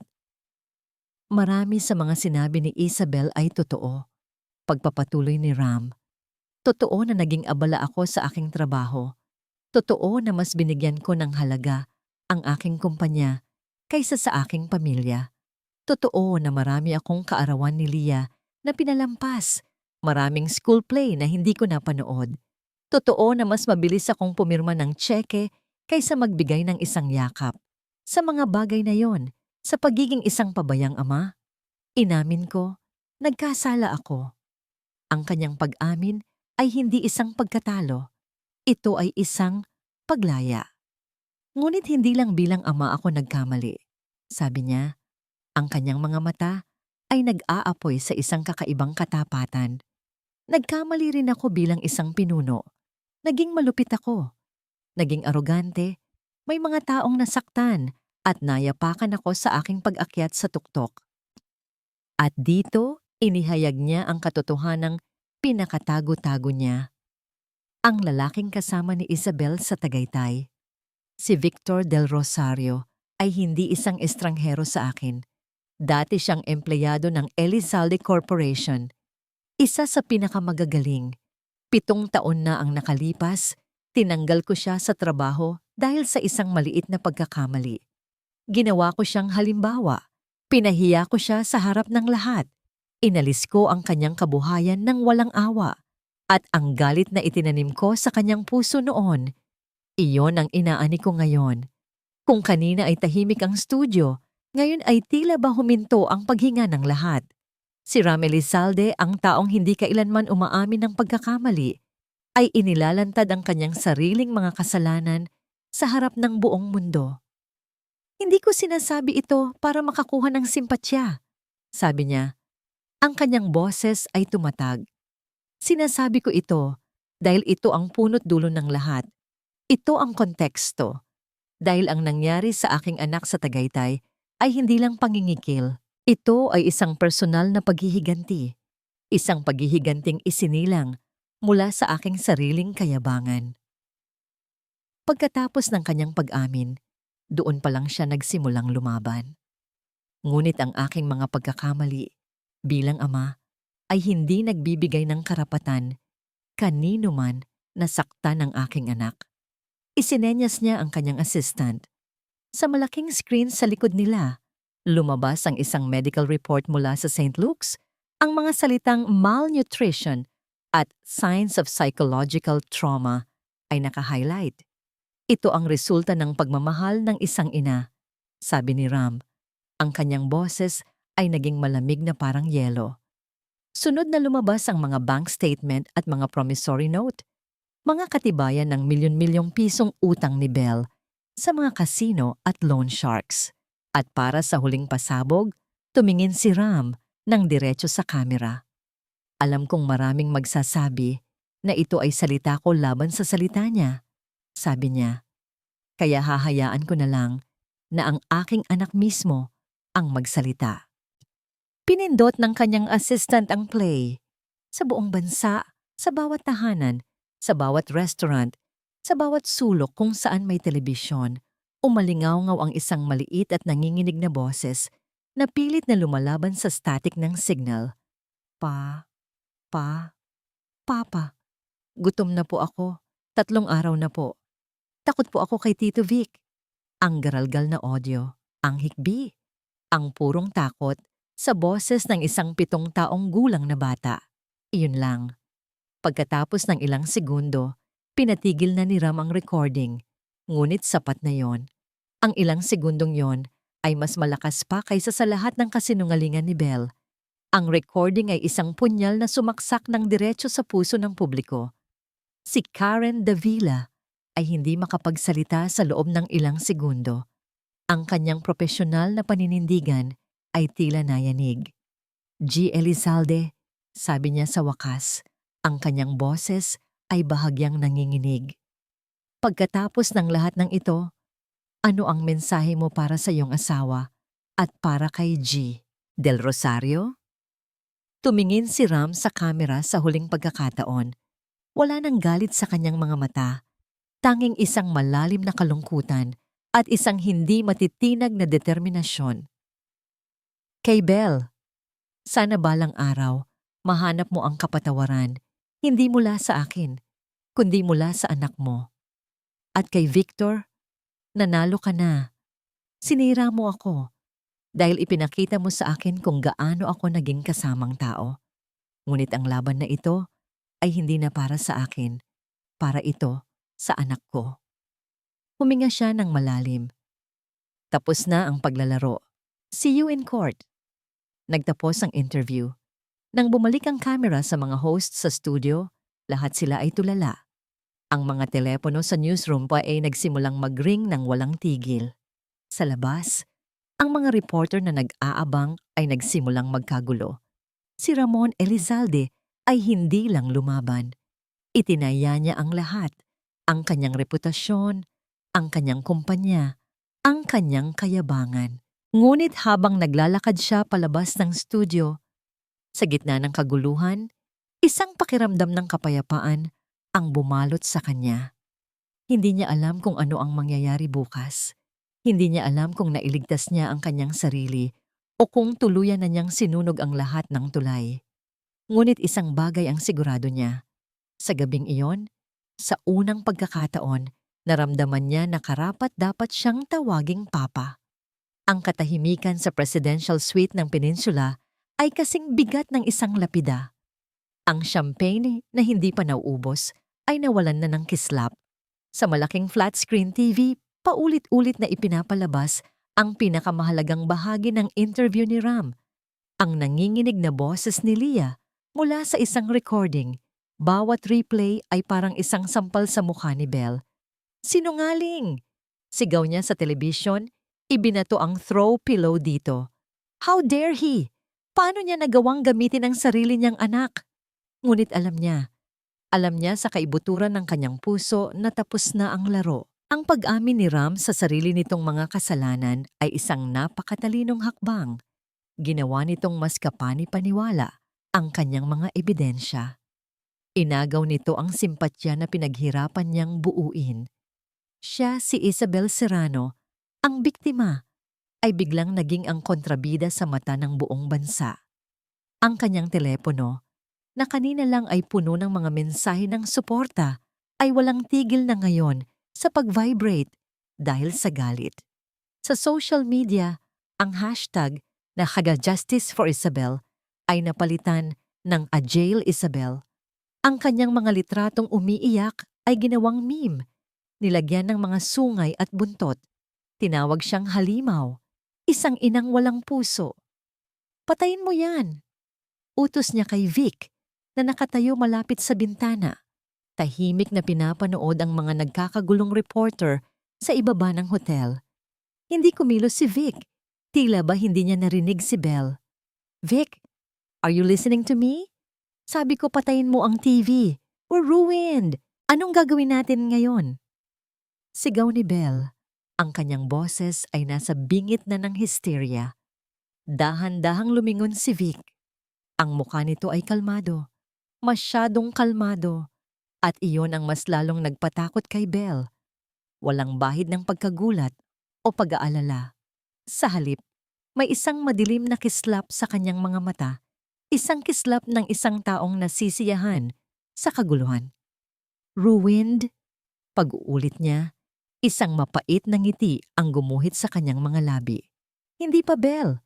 Ngayon pa lang nagsisimula ang totoong laro. Anong laro? Vic, nakita mo ba ang nangyari? He confessed. Inamin niya ang tungkol sa'yo. At yung recording, paano natin lalabanan yon? Hindi na natin lalabanan. Simpleng sagot ni Vic. Lumalakad palapit sa kanya. Tapos na ang laro sa media. Oras na para sa mas personal na paraan. Kinilabutan si Belle sa sinabi nito. Anong ibig mong sabihin? Simple lang. Tinamaan ni Elizalde ang kahinaan natin, ang bata. Kaya tatamaan din natin ang kahinaan niya. Huminto si Vic sa kanyang harapan. Ang bata. Nanlaki ang mga mata ni Belle. Ano? Anong gagawin mo kay Leah? Vic, huwag kang mag-isip ng kung anong kabaliwan. Tumawa si Vic. Isang tawang nakakakilabot. Kababaliwan? Belle, akala mo ba simpleng pera lang ang habol ko dito? 7 taon. 7 taon kong pinlano ito. 7 taon kong hinintay ang pagkakataon na makita siyang gumuho. At hindi ako papayag na matapos ito ng ganito lang. Pero tapos na. Talo na tayo. Giit ni Belle. Ako? Talo? Umiling si Vic. Ang kanyang mga mata ay nag-aapoy sa galit. Hindi ako natatalo. Bago pa man ang interview na yan, inutusan ko na ang mga tao ko na alamin kung saan nag-aaral si Leah. Isang malamig na takot ang gumapang sa buong katawan ni Belle. Bakit? Bakit mo ginawa yon? Dahil alam kong darating ang araw na kakailanganin nating baguhin ang diskarte. Kung ayaw niyang ibigay ang pera, kung gusto niyang personalan, edi bibisitahin ko ng personal ang anak niya. Napaurong si Belle. Tila ba isang ahas ang nasa harapan niya. Dito na niya nakita ang tunay na Victor del Rosario. Hindi ang kaakit-akit na lalaking tumulong sa kanya. Hindi ang matalinong strategist. Nakita niya ang isang taong puno ng puot.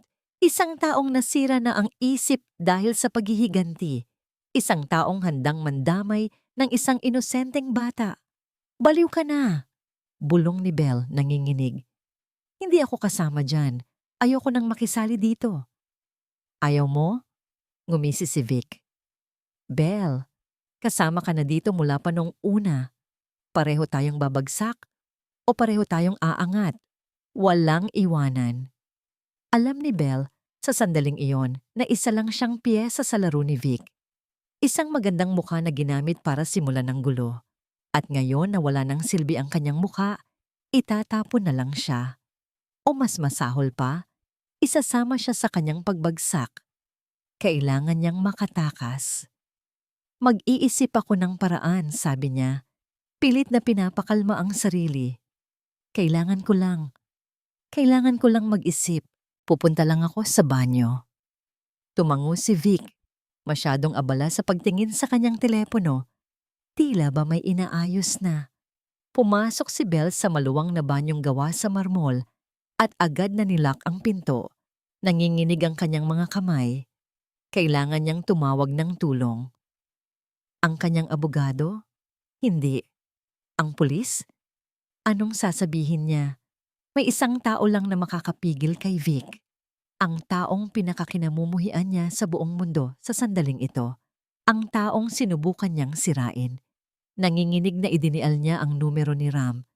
Sa kabilang panig ng lungsod, si Ram Elizalde ay nagmamaneho. Papunta siya sa bagong paaralan kung saan niya inilipat si Leah, isang maliit at pribadong eskwelahan na may mahigpit na seguridad. Kakatapos lang ng klase nito. Sa unang pagkakataon, siya ang susundo sa kanyang anak. Nang biglang mag-ring ang kanyang telepono, nakita niya ang pangalan ni Belle. Balak sana niyang huwag sagutin, ngunit may isang bagay sa loob niya na nagsabing kailangan niya itong kunin. "What do you want, Belle?" Sagot niya, ang boses ay pagod at walang gana. Ang narinig niya sa kabilang linya ay hindi ang mayabang na boses ni Belle, kundi ang basag at nanginginig nitong tinig, puno ng purong takot. "Ram, si Leah," sabi nito, halos pabulong. "Puntahan mo siya ngayon." Napakapit si Ram sa manibela. Ang kanyang dugo ay tila nanlamig. "Anong nangyayari, Belle? Magsalita ka ng maayos." "Si Vic, he knows where she studies. Pupuntahan niya siya. Ram, please, baliw na siya. He's going to hurt her. Please, Ram, bilisan mo." Ang linya ay naputol, ngunit sapat na ang kanyang narinig. Ang mundo ni Ram ay biglang lumiit. Ang tanging nakikita na lang niya ay ang kalsada sa kanyang harapan. Ang tanging naririnig niya ay ang malakas na kabog ng kanyang puso. At ang tanging nararamdaman niya ay ang isang matinding takot na hindi niya kailanman naramdaman sa buong buhay niya. Ibinabaon niya ang kanyang paa sa silinyador.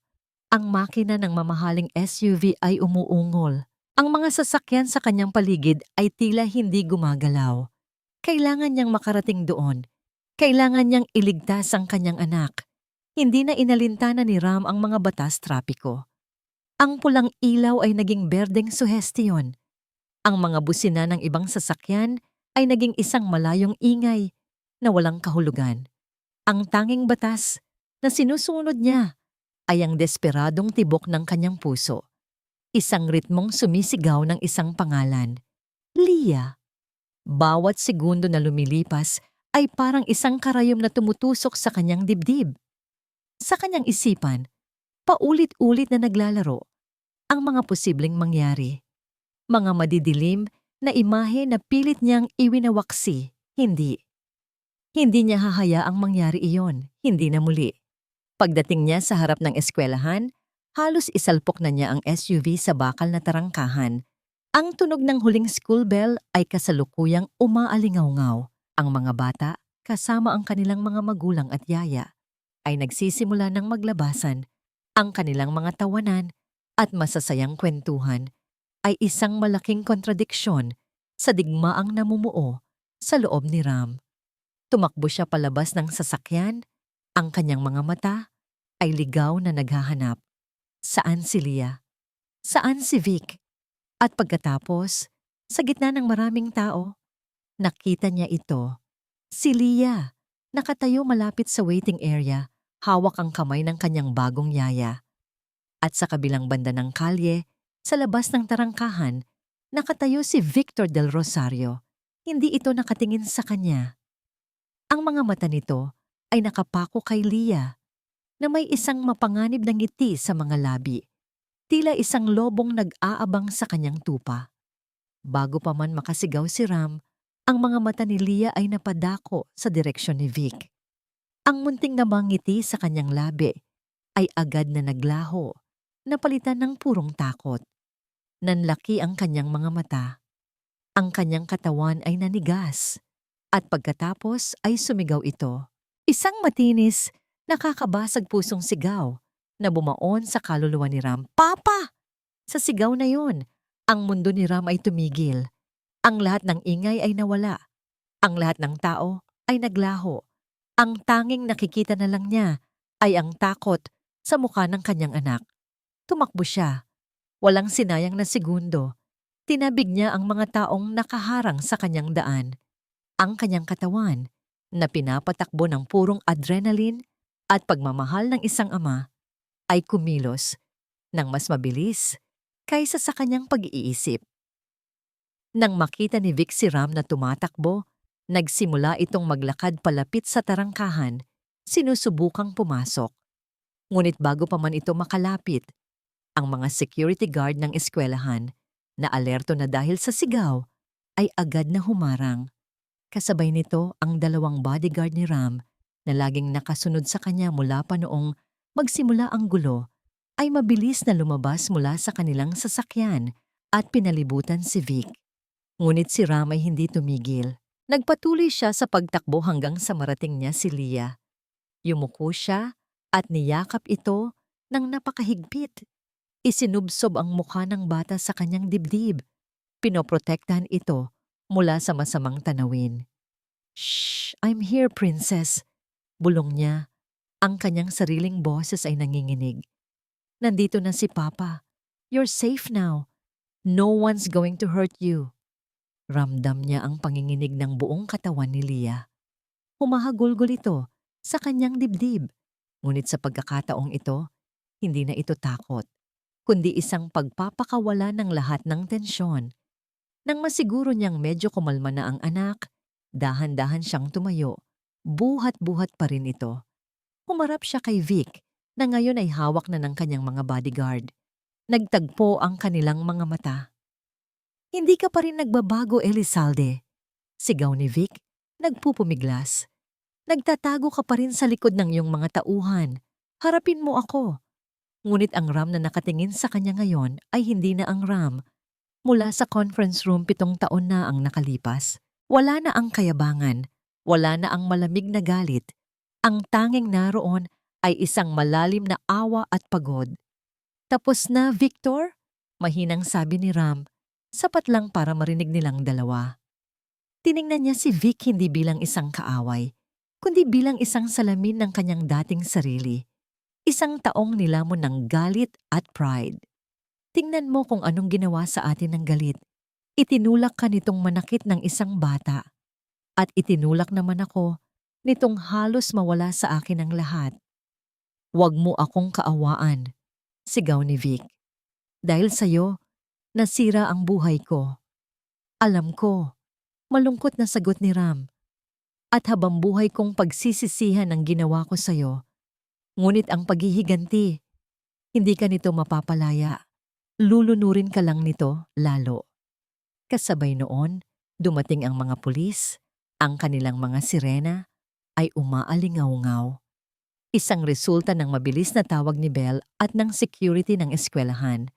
Habang pinupusasan si Vic, ang kanyang mga mata ay hindi humiwalay kay Ram. Ang nag-aapoy na galit ay unti-unting nawala. Napalitan ng isang bagay na mas malala, ang malamig na katotohanan ng pagkatalo. Ang apoy na nagpaalab sa kanya sa loob ng 7 taon ay tuluyan ng namatay at ang naiwan ay abo na lamang. "Miss Serrano is cooperating with us," sabi ng hepe ng pulisya kay Ram. Siya ang nagbigay ng babala. Mukhang siya na rin ang magiging state witness laban sa kanya. Tumangulang si Ram, mas lalong hinigpitan ang yakap kay Leah. Sa mga sumunod na linggo, ang kwento ay mabilis na nagwakas. Ang mga balita ay puno ng mga headline. Victor Del Rosario and Isabel Serrano facing multiple charges. Serrano testifies against former partner in exchange for a lighter sentence. At ang pinakamahalaga sa lahat, Ramon Elizalde granted sole and full custody of daughter Angela Leah Elizalde. Natapos na ang digmaan, nanalo si Ram, nakuha niya ang kanyang anak.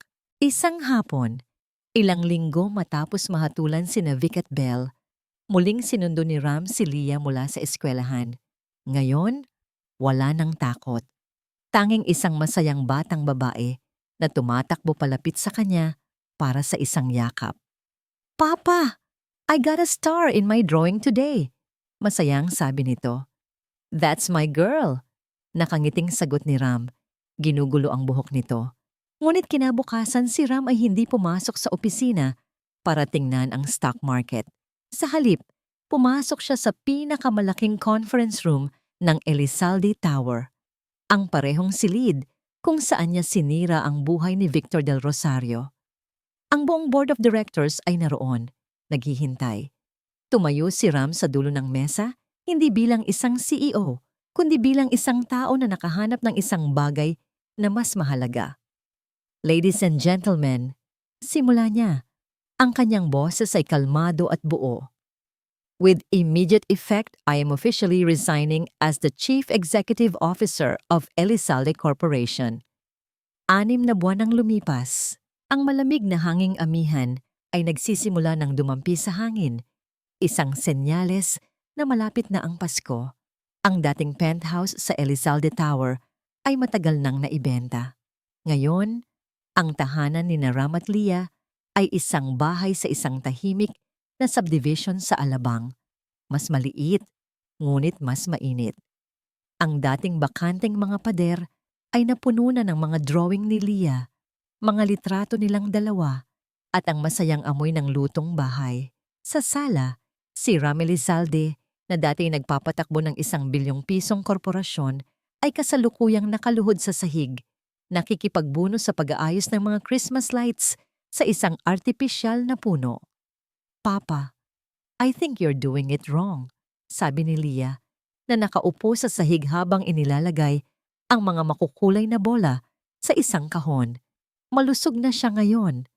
Ang dating lungkot sa kanyang mga mata ay napalitan na ng ningning at sigla.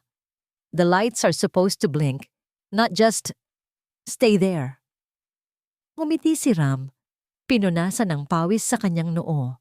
"I'm a businessman, princess, not an electrician. I'm trying my best here."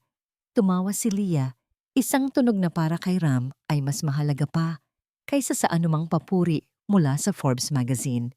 Sa loob ng 6 na buwan, ito ang naging mundo nila. Simple, tahimik, normal. Pagkatapos niyang mag-resign, ipinagbili niya ang karamihan sa kanyang shares sa Elizalde Corporation. Milyonaryo pa rin siya, ngunit hindi na bilyonaryo. Ngayon, ang kanyang trabaho ay ang paghatid at pagsundo kay Leah sa eskwelahan. Ang kanyang board meetings ay ang pagpunta sa mga parent-teacher conferences. Ang kanyang investment ay ang oras, at ito ang pinakapakinabang na investment na ginawa niya sa buong buhay niya. Sama-sama silang gumagawa ng almusal. Tinuturuan niya itong magbisikleta sa parke. Binabasahan niya ito ng kwento bago matulog. Unti-unti, ang mga sugat ng nakaraan ay naghihilom. Ang mga bangungot ni Leah ay unti-unting napapalitan ng masasayang panaginip. At ang dating malamig na puso ni Ram ay natututong tumibok muli sa init ng pagmamahal. Nang sa wakas ay umilaw na nang tama ang mga Christmas lights, pumalakpak si Leah. "It's beautiful, Papa. Just like you," sagot ni Ram, na upo sa tabi nito. Pinagmasdan nilang dalawa ang kumukutitap na puno. Ang katahimikan sa pagitan nila ay hindi na kagaya ng dati. Hindi na ito isang katahimikang puno ng distansya, kundi isang katahimikang puno ng pag-unawa at kapayapaan. "Papa?" tanong ni Leah pagkaraan ng ilang sandali. "Yes, princess? Do you miss your big office?" Natigilan si Ram sa tanong. Tumingin siya sa paligid ng kanilang simpleng sala. Tumingin siya sa kumikinang na Christmas tree at higit sa lahat, tumingin siya sa maamong mukha ng kanyang anak. "No," sagot niya ng may buong katapatan. "I don't miss it at all. Everything I need is right here." Ngumiti si Leah. "Me too."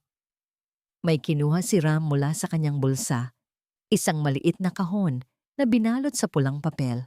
"I have an early Christmas gift for you," sabi niya. Kinuha ito ni Leah, ang mga mata ay nananabik.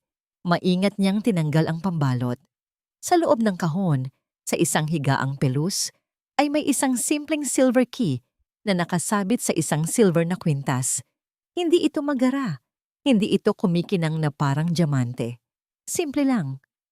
"A key?" tanong niya, nagtataka. "Is it for a new house? Or a secret treasure box?" Umiling si Ram. Isang malambot na ngiti ang nasa kanyang mga labi. Kinuha niya ang kwintas at maingat na isinuot sa leeg ni Leah. "That key is much more important than that," sabi niya. Hindi yan susi sa isang bahay o sa isang kotse. Hindi rin yan susi para sa isang safe na puno ng pera. Hinawakan niya ang susi na ngayon ay nakasabit na sa dibdib ni Leah. Tumingin siya ng diretso sa mga mata nito. "Ito ang susi sa puso ni Papa, Leah. At kahit anong mangyari, kahit saan man tayo dalhin ng buhay, ang susing yan ay laging sayo." It opens everything that is important to me. Huminto siya sandali. Ang kanyang boses ay bahagyang nanginginig sa emosyon. At ikaw yun. Ikaw ang pinakamahalaga sa lahat, anak. Ang mga mata ni Leah ay napuno ng luha. Ngunit hindi na ito mga luha ng takot o kalungkutan. Ito ay mga luha ng kaligayahan. Hindi na siya nagsalita. Sa halip, ibinagsak niya ang sarili sa kanyang ama at niyakap ito ng napakahigpit. Niyakap din siya pabalik ni Ram. Isinubsob ang kanyang mukha sa buhok nito. Nilalanghap ang amoy ng kanyang anak. Dito, sa sahig ng kanilang simpleng sala, sa harap ng isang Christmas tree na sila mismo ang nagdekorasyon, ang dating financial titan ng Asia at ang kanyang munting prinsesa ay tuluyan ng natagpuan ng kanilang tunay na yaman. Sa labas, ang Maynila ay nagpapatuloy sa kanyang pagiging abala. Ang mundo ng negosyo ay nagpapatuloy sa kanyang pag-ikot. Ngunit sa loob ng maliit na bahay na yon, sa yakap ng isa't isa, ang mundo ni Ram at Leah ay buo, payapa at perpekto. Ang susi ay hindi na kailangan pang pumasok sa anumang siradura. Dahil ang pintong pinakamahalaga sa lahat ay matagal ng bukas. Salamat po sa inyong pakikinig sa aming kwento. Naway napulutan ninyo ito ng aral. Ang kwentong ito ay isang paalala na ang tunay na kayamanan sa mundo ay hindi nasusukat sa salapi o kapangyarihan, kundi sa pagmamahal at oras na ibinibigay natin sa ating pamilya. Ang pagiging magulang ay ang pinakadakilang responsibilidad at ang pagmamahal ng isang ama ay kayang suungin ang anumang pagsubok para sa kapakanan ng kanyang anak. Muli, maraming salamat po sa inyong pagtangkilik. Kung meron kayong mga komento, suhestiyon, o kung anong uri ng kwento ang gusto ninyong marinig sa susunod, huwag po kayong mag-atubiling i-comment sa ibaba. Hindi dito nagtatapos ang ating paglalakbay. Marami pa pong kwentong kasing ganda at mas puno ng aral dito sa aming channel. Kung nagustuhan nyo ang kwentong ito, i-like, i-share sa pamilya at mga kaibigan at mag-subscribe na rin para lagi kayong updated sa mga susunod pa naming kwento. I-click nyo ang notification bell para kayo ang unang makarinig kapag may bago kaming upload. Pagpalain po kayo ng Panginoon, kayo at ang inyong buong pamilya. Hanggang sa muli.